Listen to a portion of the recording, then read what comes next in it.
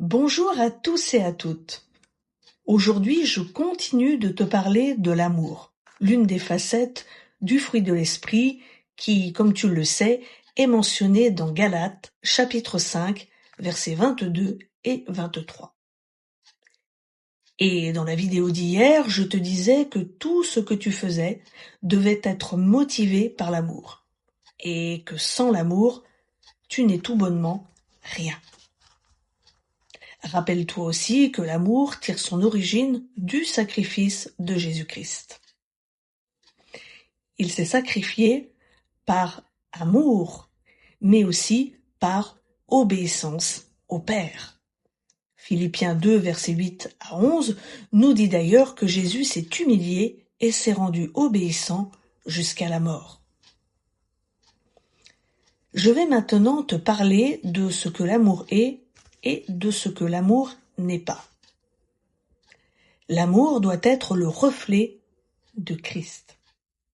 Tu dois refléter Christ. Rappelle-toi les caractéristiques de l'amour que j'avais évoquées précédemment dans l'une de mes vidéos. L'amour signifie aimer toutes les personnes, en dépit de ce qu'elles font. Par contre, aimer ne veut pas dire être aveugle. Faire semblant de ne pas voir, par exemple, tes propres défauts ou les défauts des autres, par exemple. Parce que aimer, c'est aussi corriger, c'est aussi reprendre.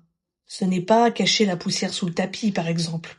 Lorsque tu constates qu'un frère ou une sœur, par exemple, se comporte mal, ce n'est pas l'aider que de ne rien dire. Donc l'amour ne signifie pas avoir une tolérance zéro vis-à-vis du péché. Que ce soit vis-à-vis de toi-même ou vis-à-vis des autres. Aimer, ce n'est pas nier la réalité des choses. Et ce n'est pas non plus s'octroyer le droit de faire n'importe quoi ou de laisser faire n'importe quoi sous couvert de l'amour.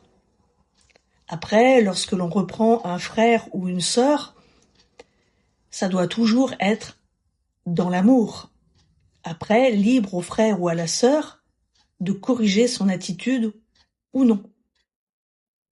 Mais cela doit toujours être fait dans l'amour. Je t'attends demain pour la suite de cette capsule vidéo. À demain!